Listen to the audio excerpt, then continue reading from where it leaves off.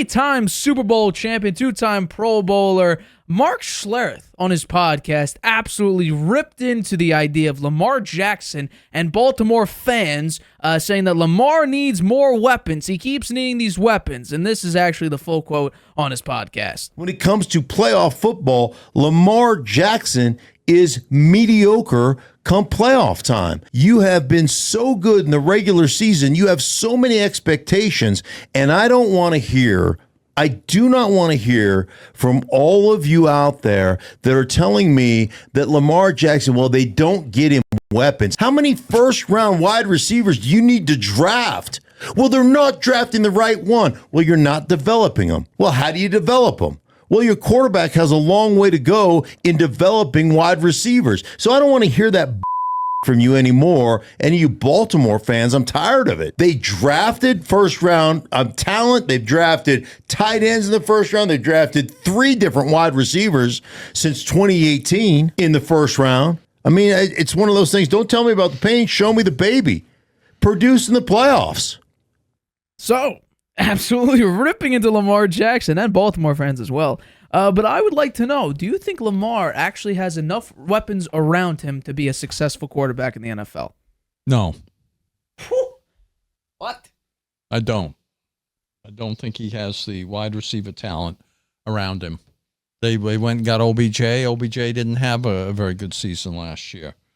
I think that I want to go back to this guy, Schlereth, right? I think he's similar in a lot of ways to Gilbert Arenas. Oh, God. He makes these wild, crazy assertions that I don't think are well supported.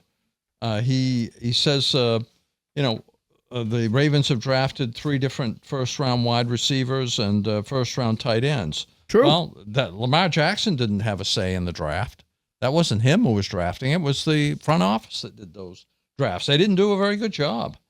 He went on to compare Lamar to Aaron Rodgers, Aaron Rodgers is somebody who has never wanted to develop anybody. He is not. He's been a loner. When he was on Green Bay, he developed a reputation for being antisocial and not paying any attention to young receivers, rookies. He never even spoke to them. He criticized them openly and to the press. I think that's a horrible comparison. They never, he said that, well, the Green Bay, look what Aaron Rodgers has done in 16 to 17 years in Green Bay, and they never drafted a guy in the first round. Yeah, but they had some great wide receivers. They didn't need to draft a wide receiver in the first round. Look at the wide receivers that they drafted and the production that they had. They drafted James Jones. I'm not sure what round he was in. He was with them for 8 years. He had 45 touchdowns. They drafted Donald Driver. He was there for 13 years. He had 22 touchdowns. They drafted Jordy Nelson. I'm not sure how many years he was there, but he had 69 touchdown passes. They drafted Greg Jennings, 6 years, 53 touchdowns, and a Super Bowl. They drafted Randall Cobb, 7 years, 47 touchdowns. And they drafted Devontae Adams, their best receiver. He didn't go number 1. He wasn't in the first round. He was there 8 years and had 73 touchdowns. Okay, let's take a look at what the Ravens have done. Okay, I just went with guys, and admittedly, Lamar Jackson hasn't played as many years as Aaron Rodgers, so these guys are going to have a lower number of touchdowns, but it's pitiful. Okay, if you go with the receivers who had 5 or more touchdowns, okay, John Brown 5. You know who John Brown is? I do. Yeah, I do. Willie Snead. Hey, he's a big name. 9 touchdowns. Hollywood Brown, not even with them anymore. He had 20. He was the tops. Niles Boykin, he had 7. Devin Duvernay, yeah, 5. And Zay Flowers, who they just drafted, who looks to be a pretty good wide receiver, although he blew it in the playoff game. It wasn't, I wouldn't say it was all Lamar's fault in the playoff game. By the way, it was against the Chiefs, the team that did win the Super Bowl. They only lost 17-10, and Zay Flowers fumbled the ball into the end zone when they were down on like the 2-yard line. If he just hung on to the ball, and they probably would have run it in, they would have tied the game up. It probably would have gone into overtime. So that was a very close game. And Lamar did throw an interception in that game, but and if you look at Lamar's playoff performance since in 2023, he was 307 for 457. That's really good. I'm sorry, I'm in the wrong. Let's see. His playoff for 2023, he had a 92.8 rating, 424 yards, 3 TDs, and 1 interception. A major improvement over his career playoff, which was 75.7 rating, 1,324 yards, 6 TDs, and 6 interceptions. So he's improved a lot. They did bring in an offensive coordinator who was more pass-oriented, and Lamar reacted to that well. If you look at his 2023 season, it's head and shoulders over what he had done on average in his previous years. He had 36, almost 3,700 yards, 8 yards per attempt, per completion, 24 touchdowns, 7 interceptions. And his running, 821 yards running, and 5 TDs. He was the MVP, by the way. Let's not forget that. So I don't think this is credible at all. I'm going with absolutely it is. 100% it is. Lamar Jackson has been a horrible playoff quarterback. Garbage. And the numbers are here. The regular season to the playoffs, it's a stark difference. A 7 percentage point completion percentage drop-off, 64.5 to 57.4.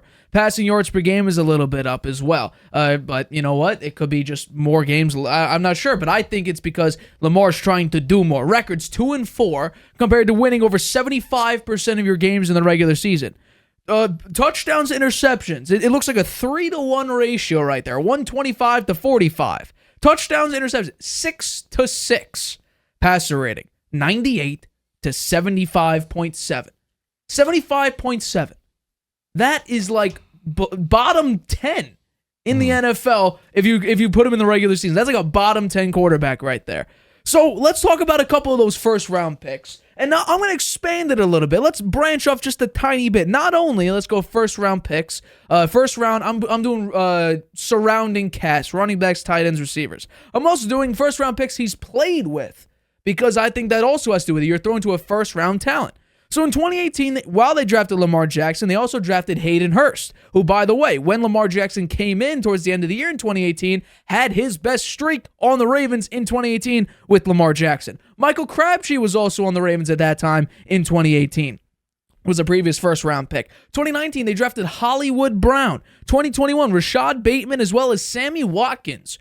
Completely forgot he was a first-round pick. I believe he was the 4th overall pick. Sammy Watkins he played with. In 2023, they drafted Zay Flowers, 22nd overall, got OBJ, got Nelson Aguilar, and had Melvin Gordon to sort of back end the rest of the season because a bunch of their running backs got hurt. So the Ravens have drafted 4 first-round wide receivers or tight ends, as well as Lamar Jackson played with an additional 5 other first-round picks. 9 total first-round picks Lamar Jackson has played with, and it has paid off in the regular season.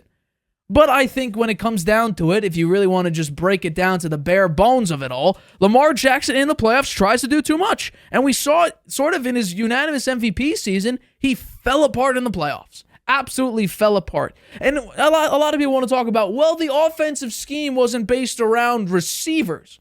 Well, I think the smart thing would be is play to your strengths. Lamar Jackson is really a non-human athlete. He is easily the best athlete the NFL has ever seen at the quarterback position. I'll give you credit. This was his best throwing year, but it also came at a slight cost because of the fact that his rushing numbers weren't as effective. His success rate was sort of below where it normally is. His yards per attempt, they weren't as great as it has been in the past. It's actually the lowest yards per attempt for a quarterback, for him at least, in the past 5 seasons. So his efficiency was down a little bit. Quarterback numbers, correct. He did have his career high in passing yards, but not his career high in touchdowns. Interceptions was a little bit high, but not bad. And his actual average depth of the target was tied for 3rd in the NFL because they changed the system. But when they were going through that scheme early on in Lamar's career, when he had the unanimous MVP, and we were considering him a top 10 quarterback in the league, well, and also he was getting hurt. But I think the reality of it was because you had an offensive coordinator, Greg Roman, who wanted an entirely different system to fit Lamar's needs, to fit Lamar's talent. So obviously, and let's be honest here, Patrick Mahomes, he has an incredible arm. So who do they have? Tyreek Hill. They were dropping 75-yard touchdowns like it was nobody's business. And then they had to get rid of him because Tyreek was asking for $30 million apiece. And what'd they do? They changed the offense. And they won 2 Super Bowls. Lamar Jackson comes in. They bring in a brand new OC, right? They draft another wide receiver in Zay Flowers, who, albeit, I think, if we look down the list of first-round picks that they've had, as well as just first-round talent Lamar's played with, I think it's really, maybe indisputable that Zay Flowers is probably the best out of every single one of them, to be fair. I think Zay Flowers has the best shot. However, I said this back when Lamar won, and we weren't doing the show at the time, back when Lamar won unanimous MVP, I said, Lamar Jackson will never win a Super Bowl because his type of play style doesn't win Super Bowls. The closest anyone has gotten was Cam Newton back in 2015, and it wasn't that great of a Super Bowl. So I think that Mark Schlereth, I think he has enough weapons because they keep trying and trying and trying. And I think it's true. Lamar Jackson has not done a great job in developing wide receiver talent.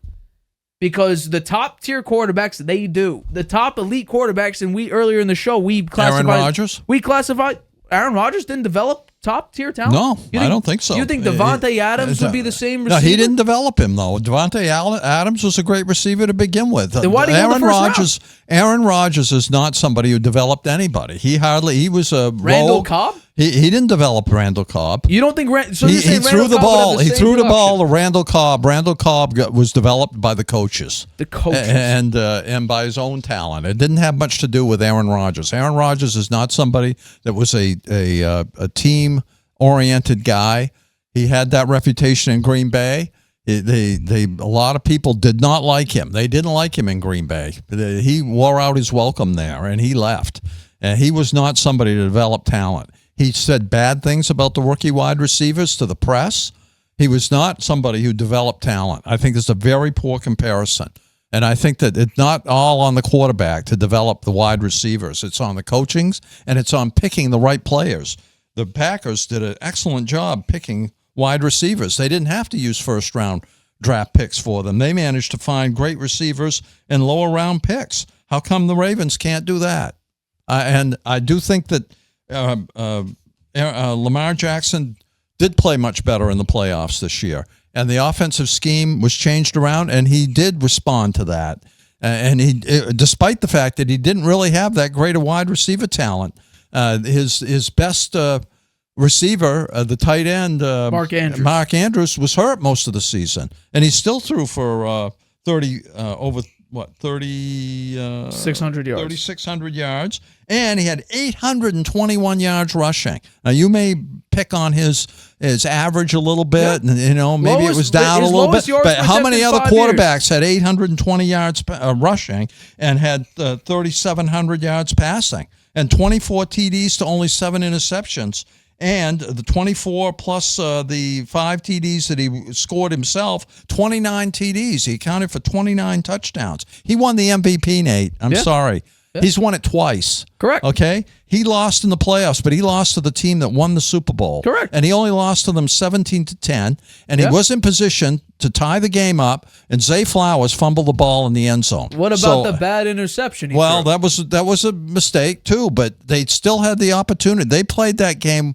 They made mistakes. That's no doubt about it, but they weren't all Lamar Jackson's mistakes. Other players made mistakes too, and they were in that game right up until the end, and the Chiefs won it, and the Chiefs won the Super Bowl. So I'm not going to be that tough on Lamar Jackson. He's the MVP last year. Well, I agree. We talked about it on the show. Who deserves the MVP? And it really, down to the wire, it was Christmas. Remember the 49ers and the Ravens? That was really the MVP battle. Brock Purdy versus Lamar Jackson. And Lamar Jackson blew him out. We each picked Lamar Jackson to win the game, I'm pretty sure. I think we and he both blew picked him it. out. And we both picked Lamar Jackson to win MVP last season. However, Lamar Jackson statistically was one of the lowest statistical quarterbacks to win the MVP. It may have been the lowest, at least in passing yards wise. So I think we take a look at the other elite quarterbacks. Josh Allen is about to take the field with Keon Coleman, a rookie wide receiver, as his wide receiver one. Otherwise, he's got Shakir, Curtis Samuel, and Marquez Valdez-Scantling. What if he goes 12-5 with that group? By the way, I have the number here. We're going to talk about it next, actually. I wonder if I could bring it up quickly. If not, I'll bring it up later. Yeah, their wide receiver unit's ranked 30th. If Josh Allen brings that team, let's say they win the AFC East with a 30th ranked wide receiver unit, would that not be Josh Allen develops wide receivers? I don't know. Jordan Love. He took the youngest unit in the NFL, beat the Dallas Cowboys, a top 3 defensive unit, and was this close to beating Brock Purdy and the San Francisco 49ers. No. How does he do in developing wide receivers? I don't think he developed them. I think it's the offensive scheme. They figured it out. There was chemistry between the quarterbacks and the wide receivers. I don't think it had to do. I don't think it has anything to do with the quarterback developing the wide receivers. That's the responsibility of the coaching staff. So who are you giving They have to put the the scheme in place that the wide receivers get open. It's up to the wide receiver to get open, not the quarterback. Well, the quarterback throws to the open receiver. So why are you giving credit to Lamar Jackson, though? You're giving credit to Lamar Jackson for this past season, though. Shouldn't that credit go to Todd Monken? He had a good year. He was the MVP. Correct. But he threw for 3,700 yards, 8 yards of reception. I understand. 24 TDs, only 7 interceptions, and he ran for 821 yards. He was the MVP of the league. I completely understand. But I think using your logic, shouldn't Todd Monken receive that credit? He was the offensive coordinator. Based on your credit, it's not Jordan Love. It's not Tom Brady. It's not Aaron Rodgers. It's not Joe Burrow or Patrick Mahomes. It's all the offensive coordinator and head coach. No, you're misinterpreting what I said, okay? You're saying it's the scheme. I'm saying so does Andy Reid deserve credit for this season? The scheme has a lot to do with it. The quarterback handles the ball on every play. Correct. The quarterback makes the decisions that makes the play go or makes the play fails. Yeah. For the most part. Particularly in the passing game. He has to select the receiver to throw the ball to. Correct. That receiver generally has to be open for him to throw the ball to. That's not him that does that. That's the receiver that gets open, not him. Okay. So I understand. So he won the MVP because he made good decisions. Within the scheme that he was given, he made the right decisions. So okay? Are you calling him a game manager then? No, I'm not calling him a game manager. He also ran for 821 Correct. yards, and many of those plays, yeah. many of those yards were gained on plays that failed, and he pulled the ball down. He didn't throw it. He ran it. Right. And he picked up 821 yards. So I think Lamar Jackson is an excellent quarterback. He's a top 10 quarterback. He's a two-time MVP. I agree. And he's not. And he played well in the playoffs last year, and he lost to the team that won the Super Bowl. Yep. So I think Mark Schlereth is blowing smoke. I don't think he doesn't have any credibility with me. I think it's unfair to say. So are you considering off that playoff performance this season, including everything, going up against the second best defense in the Chiefs and blowing out the Houston Texans? Would you say now, based on last year's playoff performance alone, he is wiped clean of his career performances? He added one win to a rather... he's 2-4, so he's still got a ways to go. He improved a lot over what he had done in the past. We'll see what happens this year. So I don't think their wide receiver core is any better this year. It's actually maybe a little worse. I mean, OBJ was a disappointment with them. In the playoffs, he was missing in action. In the playoffs, I agree. Where the hell was he? In the playoffs, I agree. It was until the very end of the game that he even caught a couple of balls. I don't know, where the hell was he? Well, no, I'll give you this. No, in the playoffs, he disappeared. But in the regular season, he performed better than when he did. Okay, why did he disappear in the playoffs? Is that Lamar Jackson's fault? I don't think so. That I blame the scheme. On, because for some reason they gave up running the football, which is an anomaly to me. that you wanted to throw the ball mainly and not use Lamar Jackson's athletic ability, his unique athletic ability, to try to help you win the game. That I actually blame the scheme on. But I'm also going to say Lamar Jackson has not performed that well in the playoffs. Like that is indisputable. The numbers are right there. Yeah, I am not calling him a bad quarterback. We've said countless times on this show that we both thought that Lamar Jackson deserved the MVP last season. I am not anywhere near arguing with that because we both agree. What I will say is, though, when it comes to playoff time, something changes with I think it's just with Lamar. Because we saw it especially during his unanimous MVP season. He was trying to play hero ball, making the big-time play, staying in the pocket way too long instead of taking off. And we saw that actually in the Chiefs game. He's just standing there, bouncing around, trying to find somebody. Take off! The Chiefs outcoached the Ravens in that game. I think Andy Reid's a better coach than coach than Harbaugh. The Chiefs had a great defense, a defensive scheme. They had Chris Jones, one of the best players in the NFL, a leader on defense. They made the difference. They knew what they'd been there before. They knew what they were doing. I think the Ravens did improve. I think Lamar Jackson improved a lot this past year. We'll see what he does this year. I think they'll be right up there. I think they'll win their division, and I do think they'll get into the playoffs, and I do think they have a chance to go very deep. And I bet you the Chiefs would not be happy to play them this time around again. I bet they walked out of that game with a 17-10 win and say, wow, we got lucky in that one. We won that game. That was it was very close. It was the mistakes that the Ravens made that cost them the game. One by Lamar Jackson, I admit, but another one by Zay Flowers. And it was a bad one. It was a rookie mistake. Yeah. Well, fortunately, we're going to see it week 1, Ravens-Chiefs. So we'll get the rematch game that you want to see. Yeah, we'll see if the Chiefs are prepared for it. That's a regular season. It's very different than the playoffs. I think that gives Lamar the best shot at beating the Chiefs is in the regular season. Because once again, there's been no consistency with Lamar's game in the playoffs. But we'll see week 1. Let's see if Lamar gets his revenge on Patrick Mahomes. Hi, everybody. Thanks for watching. Make sure you subscribe here to get the latest from the show. Also, if you want to check out the full episode, make sure you click the I in the top right-hand corner right now. If you want to listen to this show anywhere you go, make sure you go to anchor.fm/The Harvey Hour or anywhere you get your podcasts.